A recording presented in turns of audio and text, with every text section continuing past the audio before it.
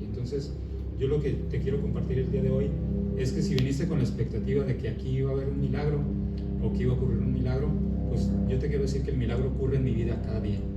Cada día que yo me levanto, cada día que yo logro respirar con normalidad durante un día, cada día que yo logro deglutir mis alimentos correctamente, cada día que yo logro hablar coherentemente, para mí ya es un milagro. Cuando te comentan que alguien tiene Parkinson, pues a lo mejor viene a tu mente, no sé, bueno, lo primero que vino a mi mente fue la imagen de Mohamed Ali, no sé si conoces a ese boxeador famoso, y vino a mi mente la imagen de Mohamed Ali en la inauguración de los Juegos Olímpicos de Barcelona 92, donde le piden que él encienda la llama olímpica. Entonces llega Mohamed Ali y entra caminando así todo el recorrido, temblando, y todo el pasillo del estadio, y llega y se pone y cámaras viéndolo por todo el mundo, y él temblando con su mano así, acercando la llama olímpica, ¿no? Y yo decía, híjole, pues ese voy a ser yo. Y pues no, aquí estoy. Amén. Ya empezaba a ser esa persona y aquí estoy y puedo sostener un micrófono. Sí me canso, sí tengo mermadas mis fuerzas, evidentemente, como te decía, hay secuelas y estamos trabajando pues en lo que me corresponde a mí para seguir avanzando en la mejoría, pero también pues ese panorama negro ya no está en mi horizonte, ¿no? Porque Dios ha hecho algo grande en mi vida y cada día me tomo de la mano de Él.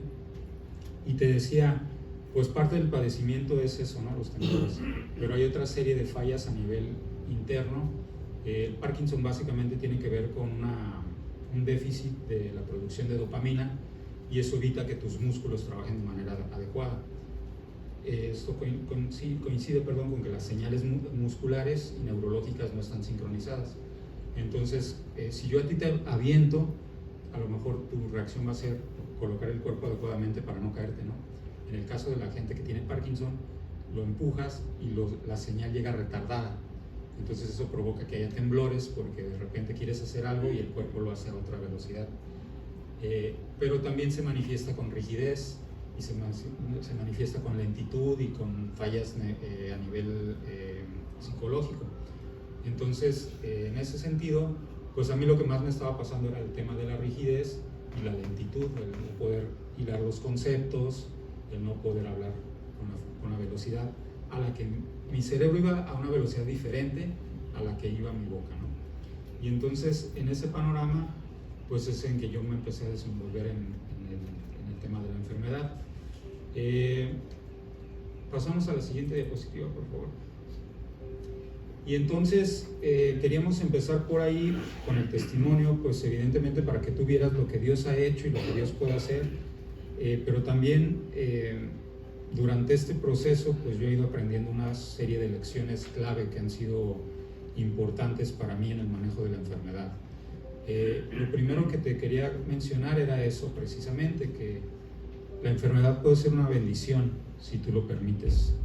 En la Biblia vemos muchos testimonios de gente que fue sanada instantáneamente, y entonces la primera cuestión es, oye Dios, pero si ya oró la Iglesia de Amor Sin Fin por mí y ya oró mi congregación por mí, en cuanto me diagnosticaron también mi pastor fue a visitarme a mi casa, me ungió con aceite, y he empezado a ver mejorías en mi vida. De hecho, recientemente un amigo que tengo que no vive en Tijuana, un día se comunicó conmigo y me dice, oye, no sé qué está pasando. Él no sabía que yo estaba enfermo. Me dice, no sé qué está pasando, pero Dios me dijo que te hablara y pues aquí estoy para que me platiques en qué estás, qué está pasando en tu vida. Y ya le conté todo el tema de la enfermedad, y en ese momento yo iba llegando a mi trabajo, me estacioné. Ese es otro milagro, yo no podía manejar obviamente un carro, ¿no? En los términos que te digo, y actualmente ya me puedo desplazar a mi trabajo. Entonces llegué al estacionamiento, nos conectamos por videollamada y él hizo una oración por mí, y a partir de esa semana yo empecé a sentir, yo estaba mejorando así y de repente sentí que ese día que oró por mí di un brinco de 3-4 escalones ascendentes en el mejoramiento de mi enfermedad. También cuando el pastor me ungió en la casa, Y así te puedo decir diferentes momentos donde Dios no se ha cansado de demostrarme que está conmigo en el trayecto, que está conmigo en medio de la enfermedad. Y entonces esas evidencias de la gracia de Dios me hacen el poder estar delante de ti el día de hoy para decirte que Dios está haciendo un milagro constante. Y entonces que a mí me pudo haber regalado un milagro instantáneo y solamente ese necesitaba ya, pero me ha regalado pequeños milagros progresivos, no sé si sea el término correcto.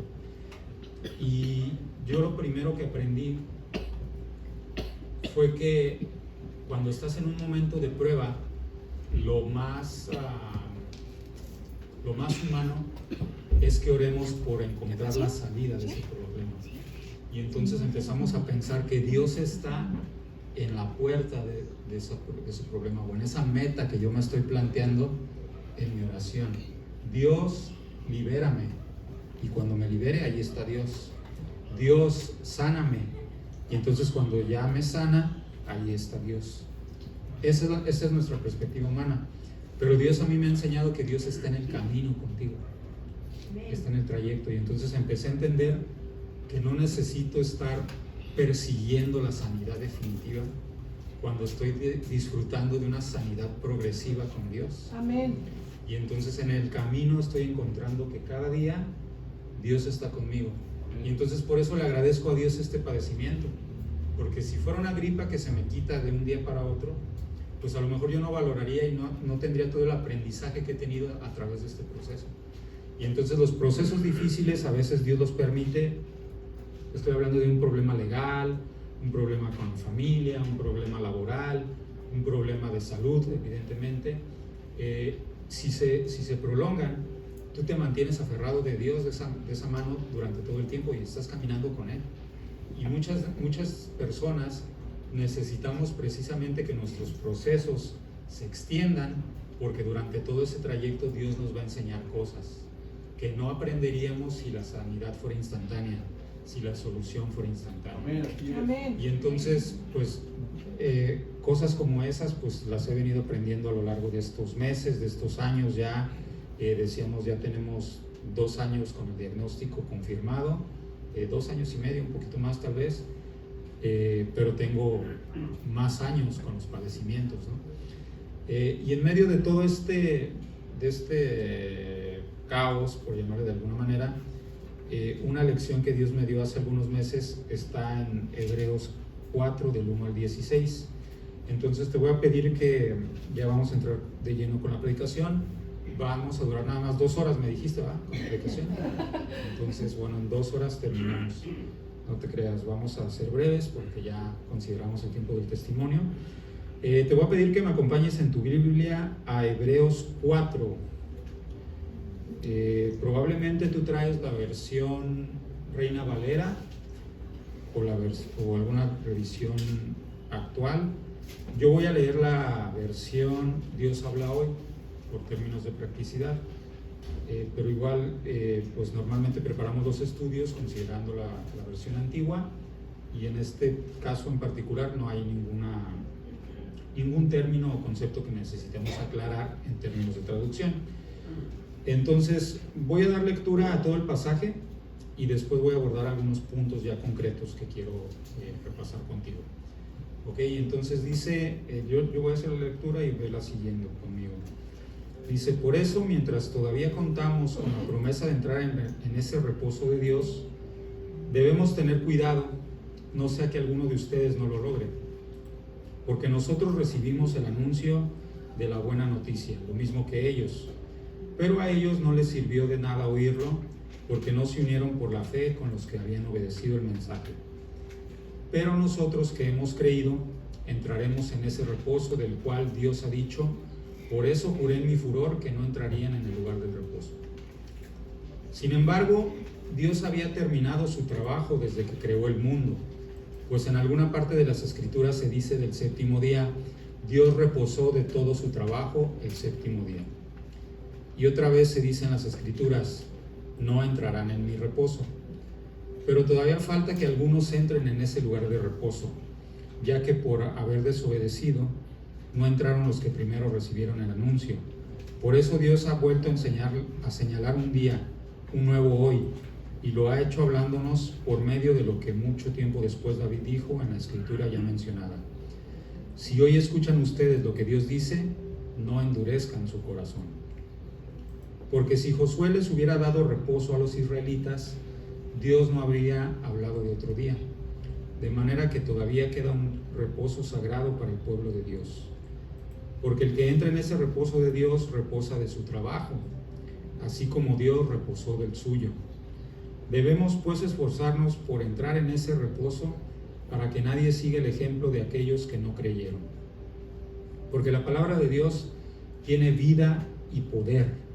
Es más cortante que cualquier espada de dos filos.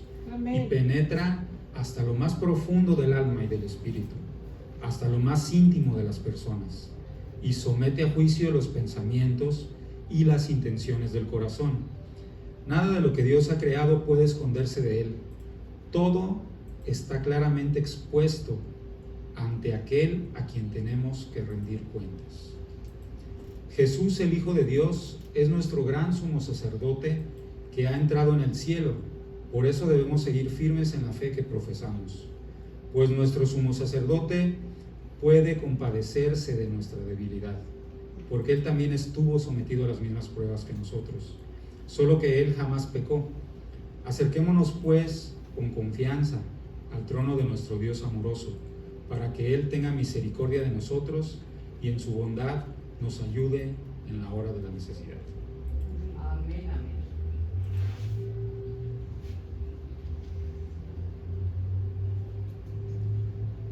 Pasamos a la siguiente diapositiva, Sandra, por favor.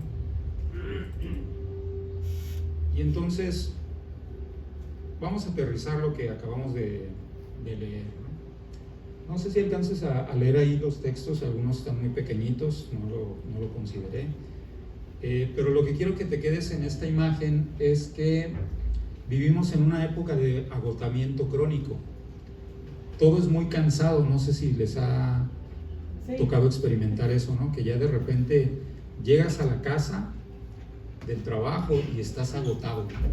Y entonces dices, pues debe ser por el trabajo, evidentemente, el estrés que manejé. Pero es el fin de semana y descansas y reposas y vas con la familia y sigues agotado. Y sigues agotado y sigues agotado. Y ese cansancio parece que no se va. Ese cansancio tiene que ver con dos factores. Estamos viviendo en una época en que esa cultura de agotamiento crónico se está traduciendo en un caos externo y un caos interno para nosotros. Pero esto no es totalmente nuevo.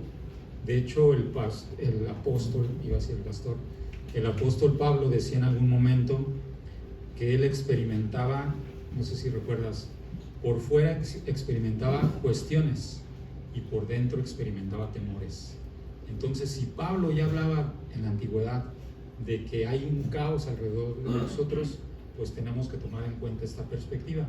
Sin embargo, vivimos en una época donde experimentamos una serie de avances tecnológicos, una cuestión geopolítica que nos lleva también a experimentar mucho ruido externo, por llamarle de alguna manera, ¿no? Entonces tú quieres estar en calma, pero la vida no te deja estar en calma. Tú quieres tener paz, pero la vida no te deja tener paz, porque tienes una serie de factores alrededor de ti, ¿no? Y entonces primeramente tenemos que distinguir los factores externos, ¿no? Hay un caos externo. ¿De dónde viene ese caos externo? Primeramente, de la sobrecarga de información. Estamos expuestos ya todos los días a las noticias, a las redes sociales, a los chismes, a la información del vecino, y esto pues es novedoso en teoría, pero los problemas siempre han existido. El tema es que antes no te enterabas de todo, ¿no? Ahorita hace unos meses, por ejemplo, hubo una situación de conflictos aquí en la ciudad. Recordarás que hubo bloqueos, inseguridad, etcétera, y a lo mejor tú dices, ok, nos está pasando esto, pero abres el teléfono y dicen, está pasando esto en el Florido, está pasando esto en Otay, está pasando esto en Guadalajara. Entonces tienes información de todos lados. Eso lo que hace es que te transmite ansiedad, te transmite el acceso a la información, pues mucha inseguridad tal vez, ¿no? Mucha ansiedad. Pero no solamente pasa con las cosas que nos ponen en peligro,